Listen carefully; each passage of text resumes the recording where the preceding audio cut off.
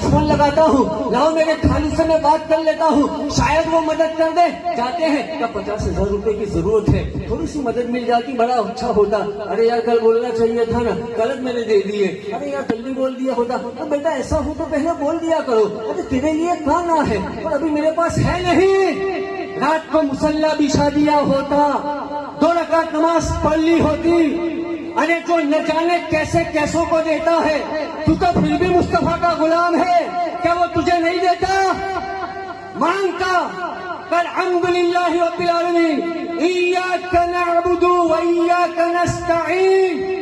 اے مولا تو سب کو دیتا ہے، میں گنہگار، بدکار، سیاہکار، مجرم تیری بارگاہ میں اپنی جھولی کو پھیلا کے اپنے ہاتھوں کو اٹھا کے یہ دعا کرتا ہوں کہ اے مولا مجھے غیر کے سامنے رسوا نہ کرنا. میں تیرے سامنے رونا پسند کر سکتا ہوں، میں تیرے سامنے گڑگڑانا پسند کر سکتا ہوں، لیکن اے مولا میں غیر کے سامنے رونا نہیں چاہتا. رب ذوالجلال کی عزت کی قسم کھا کے کہتا ہوں تیرے ہاتھ دعا سے نیچے نہیں آتے. اس سے پہلے تیرا سارا کام میرا مولا پورا فرما دے. سبحان اللہ. ہو جاتا. ارے کیسے کیسوں کو دیا ہے، اور وہ کتنا نہیں میں بتایا آپ کو. میرے آقا صلی اللہ تعالی علیہ وسلم ارشاد فرماتے ہیں کہ اللہ تبارک و تعالیٰ نے اپنی رحمت کے 100 حصے دیے. کتنے؟ انسان کو مبعوث کرنے سے پہلے، پیدا کرنے سے پہلے 100 حصے دیے. صرف ایک حصہ دنیا میں نازل کیا. یہ جو ماں کی ممتا دکھتی ہے وہ ایک حصہ، یہ جو باپ کی شفقت دکھتی ہے وہ ایک حصہ، یہ بھائی اور بہنوں کا پیار دکھتا ہے وہ ایک حصہ. صحابہ کرام نے عرض کیا کہ بندہ نواز یہ ایک حصہ ہے تو وہ 99 حصے. کہا کل قیامت کے دن اللہ تبارک و تعالیٰ میری امت کو اور مسلمانوں کو وہ 99 حصے عطا فرمائے گا. جب ایک حصے کا یہ عالم ہے تو 99 کا عالم کیا ہوگا؟ قارون کا نام سنا جناب؟ بول کے بتائیں.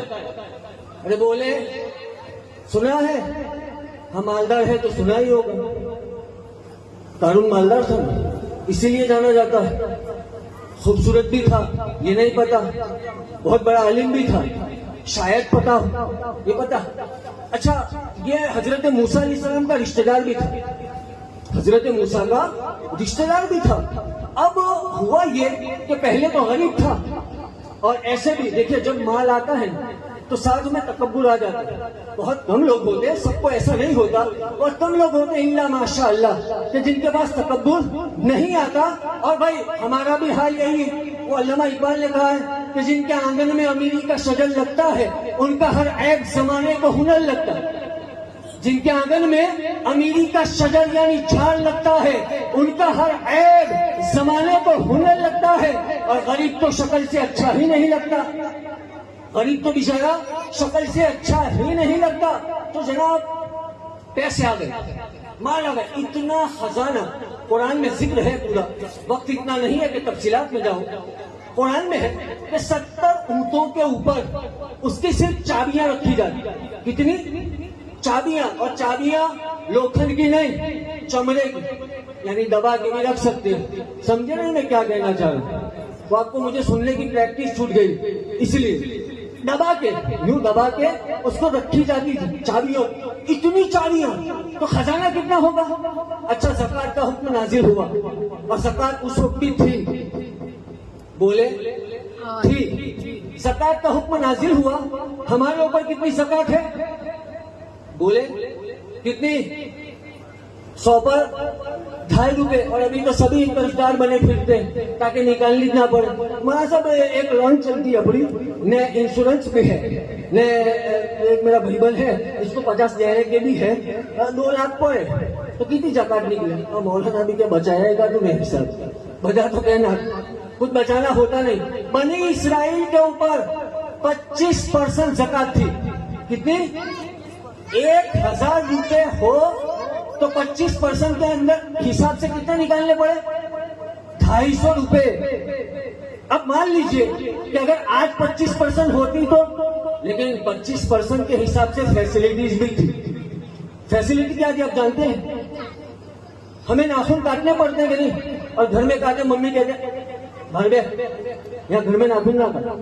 ان کو اگر ناخن کاٹنے ہو تو کاٹنے نہیں پڑتے. رات کو نیت کر کے سو جاتے کہ ناخن بڑھ گئے کاٹنے, صبح میں کٹے ہوئے ہوتے, صبح میں کٹے ہوئے ہوتے, اور کپڑے میلے ہو جائیں وہ صاف ہو جاتے. کھانا جنت سے آ جاتا. کھانا کہاں سے آتا؟ جنت سے آ جاتا. اور ایک بادل ہمیشہ سایہ کرتا, سایہ جب بھی چلتے سایہ کرتا, ایئر کنڈیشن میں رہنے. تو بھائی ظاہر ہے زکات تو دینی پڑے گی. 25% کا حکم نازل ہوا کہ 25% دینی ہے. اب قارون نے پہلے تو کچھ نہیں بولا, لیکن پہلے کیا کیا؟ حساب لگایا. حساب لگایا, کہا 25% کے حساب سے اب جس 70 اونٹوں کے اوپر جس کی چابیاں رہتی ہو تو اس کا خزانے اور اس کی زکات کا عالم کیا ہوگا؟ تو باپ نے یہ تو بہت ہے. اب حضرت موسیٰ علیہ السلام کے پاس آیا. اب ذرا غور کرنا, ایک ایک جملہ ضائع نہ ہونے پر. حضرت موسیٰ کے پاس آیا کہ موسیٰ زکات بہت زیادہ ہے, تھوڑی کم کرواؤ. یعنی قارون کا بھی یہ عقیدہ تھا کہ جو نبی ہوتا ہے وہ اختیار والا ہوتا ہے, وہ چاہے تو کم یا زیادہ کروا سکتا ہے, اتنا اختیار اس کے پاس ہوتا ہے. کہ ٹھیک ہے, اللہ تعالیٰ کی بارگاہ میں دعا کی کہ مولا 25% میں ڈسکاؤنٹ چاہیے. کہ ٹھیک ہے دے دیتے ہیں. کیا ڈسکاؤنٹ دیا آپ جانتے ہیں؟ اب 1000 کے اوپر 1 روپیہ نکالیں. کتنا؟ 1000 پہ 1. اب اتنی تو ہمارے لیے بھی نہیں, ہمارے بھی 100 کے اوپر 250 ہے کہ نہیں؟ 100 کے اوپر 2.5 روپیہ ہے ہمارے لیے بھی. لیکن قانون کے لیے 1000 کے اوپر 1 روپیہ. 1 روپیہ. میں جو بات آپ کو سمجھانا چاہ رہا ہوں, جانتے ہیں مجھے 17 سال کا ایکسپیرینس ہے کہ کبھی بغیر موضوع کے میں نے کبھی بات نہیں کی. میرا جو موضوع ہوتا ہے اسی کے حساب سے میری بات چلتی ہے. ابھی بھی اسی حساب سے ہی چل رہی ہے. اب 1 روپیہ نکالنے کی باری آئی. اس بدبخت نے کیا کیا؟ ایک عورت کو تیار کیا کہ ایک کام کر, تجھے اتنے پیسے دوں گا. حضرت موسیٰ پر الزام لگا دیا. ہمارے یہاں بھی ہوتا ہے کہ نہیں ایسا؟ کس پر الزام؟ حضرت موسیٰ پر, ایک نبی پر, ایک رسول پر زنا کا الزام. کا مطلب سمجھتے ہیں آپ؟ اپنی موت کو دعوت دینا ہے, اپنی آخرت کو تباہ کرنا ہے. اولو العزم نبی, ان پر ایسا الزام. اب آج بھی ایسا ہوتا ہے کہ نہیں کہ بات آج بھی سے الزام لگا دیا جاتا ہے, اس پر لگا دو. اب کون ثابت کرنے چلے گا؟ یہ معاملات ہوتے ہیں. اب حضرت موسیٰ علیہ السلام کے پاس یہ سارے قانون وغیرہ, حضرت موسیٰ خطاب کر رہے, حضرت موسیٰ خطاب کر رہے.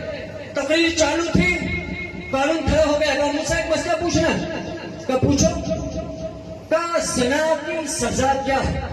کہ زنا کی سزا یہ ہے کہ اس کا منہ کالا کیا جائے اور اس کو سنسار کیا جائے, پتھر مار مار کے ہلاک کر دیا جائے. کہ ٹھیک ہے, میں ایک بات بتاؤں, اگر تم یہ کام کرو تو اب ایک نبی, معاذ اللہ, ایک نبی کے اوپر الزام. حضرت موسیٰ نے فرمایا ہوش کے ناخن لے, کس سے بات کر رہا ہے اور کیا بات کر رہا ہے؟ نبی معصوم ہوتا ہے, اور معصوم کیسا کہ گناہ کا تصور جس فیکٹری سے پیدا ہوتا ہے, جسے نفس امارہ کہا جاتا ہے, اس کو اللہ نے نبی اور فرشتوں میں رکھا ہی نہیں ہوتا ہے. میں کیا بات کر رہا ہوں؟ کہ وہ عورت ہے, ایک کھڑی ہو جا, دبائیں گے. عورت کھڑی ہوئی, حضرت موسیٰ جلالی تھے. آپ نے فرمایا اے عورت سچ بتا.